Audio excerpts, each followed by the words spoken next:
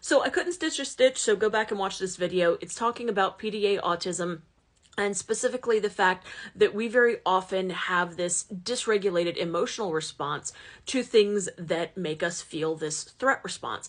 And that, teasing it out from what is actually trauma versus what is our PDA and our autism can be kind of tricky at times. And also that very often we're gaslit about it, that we have these responses and we're told, no, that's normal.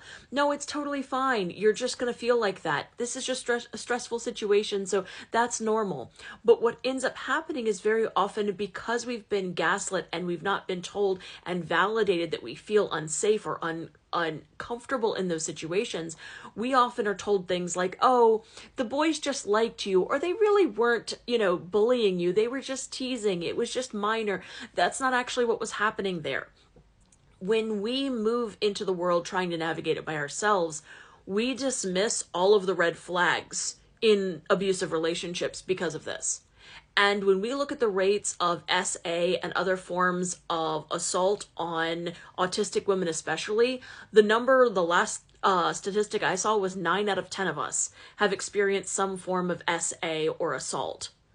And that's unsurprising because every single autistic person I know has some form of assault.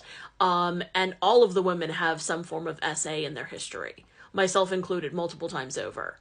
And typically this is because we've been gaslit from childhood onward, being told, no, that's not actually what happened. You are misreading that. You didn't understand that. No, you are going to just feel unsafe in situations. That's totally fine. You're going to feel unsafe all the time. That's totally normal. And then we learn to ignore all of the natural protective baselines of our own neurological systems. And we then justify the sea of red flags of the people who then love bomb us, and we end up in a toxic or abusive relationship with.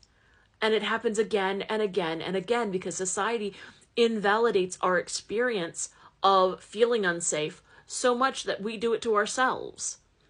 And so when a partner does it, or a friend does it, or, anyone else does it to us, our boss, our coworkers, etc., we just think, well, this must be just like when I was a kid and I was told that they were just joking. Sure, they're just joking. And so we end up being the butt of the joke. We're kept around by social groups that make fun of us. We're kept around by partners who ultimately don't value us. We're kept around by organizations and bosses that fundamentally exploit us and mock us and make fun of us and harm us, because we fundamentally have been taught our entire lives to ignore all of the internal processing, all of the warning signals, all of the red flags, because none of our actual distress was ever validated.